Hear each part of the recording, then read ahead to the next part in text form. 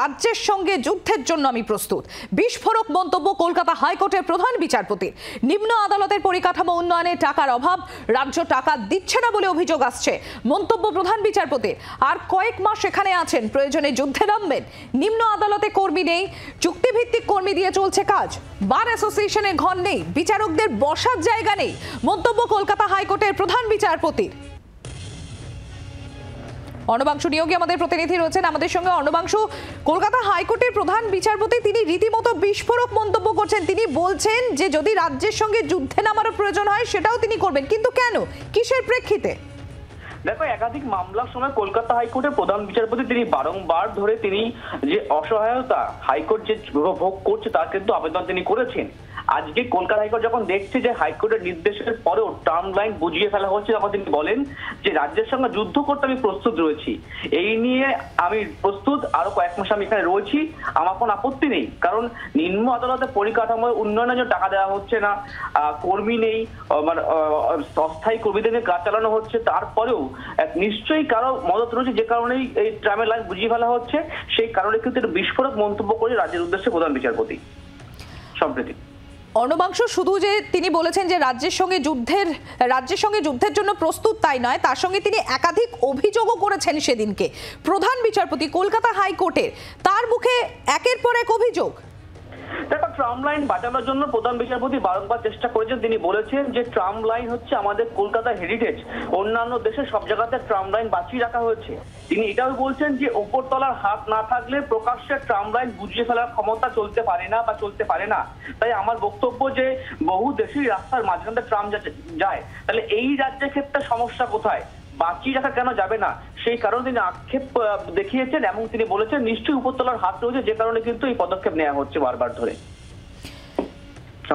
এর পাশাপাশি অর্ণবাংশু, এখানে তিনি আরো বেশ কিছু অভিযোগ করেছেন। যে তিনি বলেছেন নিম্ন আদালতের কথা, যেটা তুমি একটু আগে উল্লেখ করছিলে, যে নিম্ন আদালতে কর্মী নেই, চুক্তিভিত্তিক কর্মী দিয়ে কাজ চলছে, এরকম একাধিক অভিযোগ তিনি করেছেন। এমনকি তিনি বলেছেন যে বিচারকদের বসারও কোনো জায়গা নেই।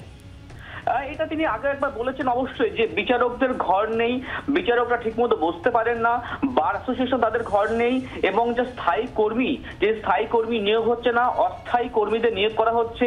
যখন তিনি শপথ নিয়েছিলেন কলকাতা হাইকোর্টে, সেই সময়তেও মুখ্যমন্ত্রী তিনি এসেছিলেন, সেই সময় তাদের কাছে বলা হয়েছিল যে স্থায়ী কর্মী নিয়োগ করার জন্য। সেটাও তিনি একদিন বলেছিলেন যে কলকাতা হাইকোর্ট বা বিচার ব্যবস্থা যে সমস্যার সম্মুখীন হয়েছে তার কোনো সুরাহার পথ দেখা হচ্ছে না।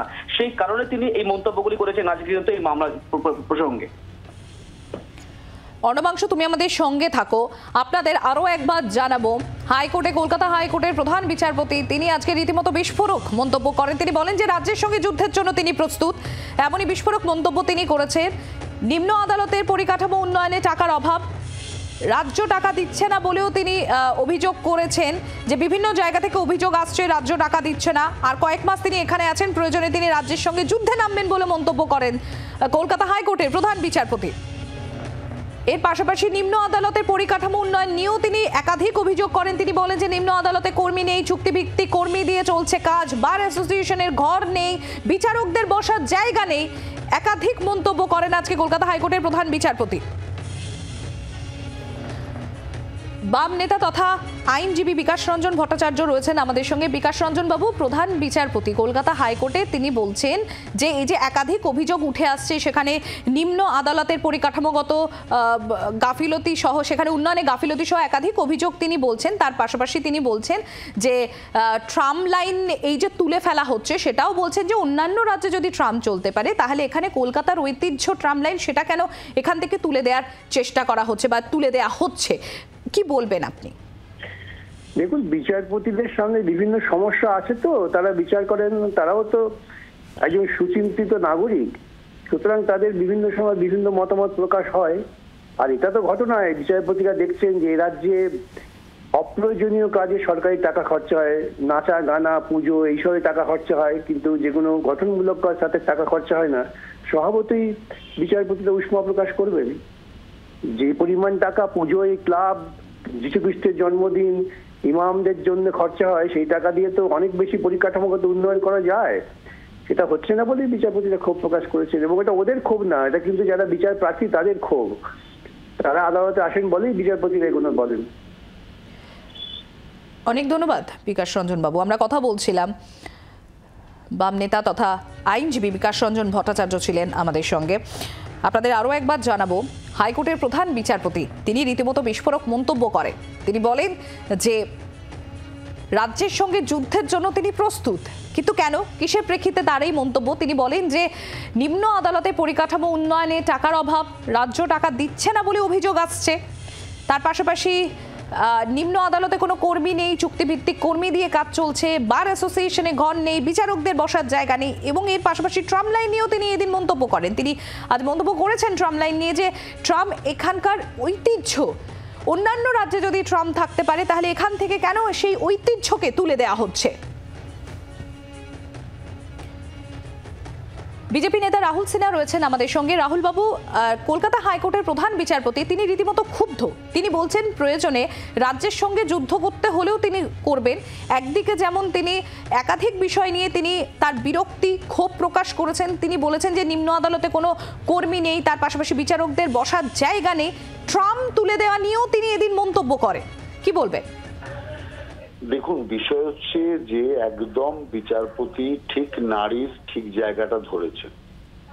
ঘটনা হচ্ছে যেখানে মানুষ বিচার পাবে সেই নিম্ন আদালতের অবস্থা মানে স্বাস্থ্য দপ্তরের যে অবস্থা তার চেয়েও খারাপ, এবং যেখানে বিচার ব্যবস্থাই অস্বাস্থ্যকর সেখানে বিচার হবে করতে। পরিষ্কার ভাবে যে কোনো নিম্ন আদালতে আপনি যদি যাবেন, গিয়ে দেখবেন যে সেখানকার পরিস্থিতি কি আছে। অতএব এই পরিস্থিতি যে কথা উল্লেখ প্রধান বিচারপতি করেছেন অত্যন্ত সঠিক, কারণ এই রাজ্য খেলা মেলা উৎসব এই করেই রাজ্যের সমস্ত ভাড়ার শূন্য করে দিচ্ছে, আর টাকা ধার করছে। আয় সরকারের যা তার চেয়ে ধার বেশি, আর ধারের টাকায় কোনো পরিকাঠামো বা কোনো জনসুবিধার উন্নয়ন না করে শুধুমাত্র সেই টাকা নানাভাবে বিলিয়ে দিয়ে, নানাভাবে উৎসবের মধ্যে দিয়ে খরচা করে সেই টাকাকে নষ্ট করা হচ্ছে। অতএব আমি মনে করি বিচারপতি যে যুদ্ধের কথা বলেছে সেটা হচ্ছে অর্থনৈতিক দিক দিয়ে এই রাজ্য কিভাবে টাকা নয়ছয় করছে, কিভাবে টাকা যেখানে সেখানে খরচা করছে, জনসম্পত্তিকে ধুলোয় লুটিয়ে দিচ্ছে, এই বিষয়তে বিচারপতি যদি ধরতে শুরু করে আমি মনে করি যে একদম সঠিকভাবে সঠিক জায়গায় হবে। কারণ রাজ্যের বুনিয়াদ, রাজ্যের ভিড় যদি শক্তিশালী না হয় স্বাভাবিকভাবে সেই রাজ্যের আইন ব্যবস্থা, বিচার ব্যবস্থা, রাজ্যের গণতন্ত্র টিকতে পারে না।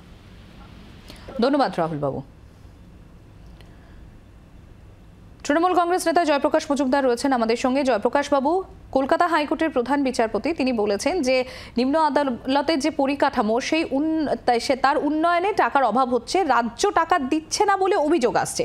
তার পাশাপাশি তিনি আজকে ক্ষোভ প্রকাশ করেছেন ট্রাম লাইন তুলে দেওয়া হচ্ছে রাজ্য থেকে, সেই বিষয়টি নিয়েও কি বলবেন? প্রধান বিচারপতির এইসব নিয়ে মাথা ঘামানোর দরকার কি? তিনি বলছেন আমি কয়েক মাস আছি, আমি এসব দেখে যাব, দরকার হলে যুদ্ধ ঘোষণা করব। কার বিরুদ্ধে যুদ্ধ? তিনি কি কেন্দ্রের বিরুদ্ধে যুদ্ধ ঘোষণা করতে পারবেন? ভারতবর্ষ হচ্ছে একটা ইউনিয়ন অফ স্টেট, সেখানে ইউনিয়ন গুলোর মধ্যে ফেডারেল সিস্টেম আছে, আর সেই ফেডারেল সিস্টেমে রাজ্যের আর্থিক ক্ষমতা সীমিত। এটা উনি জানেন না? নাকি বিজেপির দ্বারা পাঠানো বলে শুধু রাজ্যের সঙ্গেই সংঘাত করব বলে ঘোষণা করছেন? এটাই কি ওনার ব্রিফিং? এটা কি প্রধান বিচারপতির কাজ রাজ্যের বিরুদ্ধে যুদ্ধ ঘোষণা করা? রাজ্যের আজকে 2 লক্ষ কোটি টাকা বাকি আছে, পাইয়ে দিতে পারবেন প্রধান বিচারপতি? আমি চ্যালেঞ্জ করছি ওনাকে সাধারণ নাগরিক হিসেবে। ওই চেয়ারে বসে তিনি যদি বলেন যে রাজ্যের বকেয়া টাকা আমি পাইয়ে দেব, তার বিনিময়ে কোর্টগুলো ভালো হবে, আমি বুঝি তার কথার উদ্দেশ্য। রাজ্য আজকে লক্ষ্মীর ভান্ডার দেবে না গরিব মানুষকে, তাদের উপকার করবে না, আর তার বদলে তিনি হুমকি দিচ্ছেন আমি যুদ্ধ ঘোষণা করব রাজ্যের বিরুদ্ধে। রাজ্য আজকে গরিবের সংসারে চেষ্টা করছে সকলের জন্য কিছু করার, সেদিকে তিনি দেখছেন না। তিনি বিজেপির ব্রিফিং এর কথা বলছেন, এটাই সব থেকে বড় দুঃখের যে আমরা দেখেছি এই হাইকোর্টে বেশ কিছু অন্য বিচারপতি বিজেপির ব্রিফিং এ কাজ করেছেন এবং আজকে প্রধান বিচারপতির গলার সুর সম্পূর্ণভাবে বিজেপির গলার সুর। যারা বলেছিল ডবল ইঞ্জিন সরকারের কথা, নয়তো রাজ্যকে পেটে মারতে হবে, ভাতে মারতে হবে, আর সেই ক্ষেত্রে বলছেন যে কয়েক মাস আছি, রাজ্যের বিরুদ্ধে যুদ্ধ ঘোষণা করব। এটা ওকে মানায় না। এটা হাইকোর্টকে কলুষিত করা, প্রধান বিচারপতির কুর্সি চেয়ারকে কলুষিত করা। উনি ভালো করে দেখুন, যদি পয়সা কড়ির কথা বলেন তাহলে বলা উচিত কেন্দ্রকে হুকুম করুন যে রাজ্যের বকেয়া মিটিয়ে দিতে হবে, দেখি উনি পারেন কিনা। ধন্যবাদ জয়প্রকাশ বাবু। বাংলার আওয়াজ, বাঙালির আবেগ, জি 24 ঘন্টা।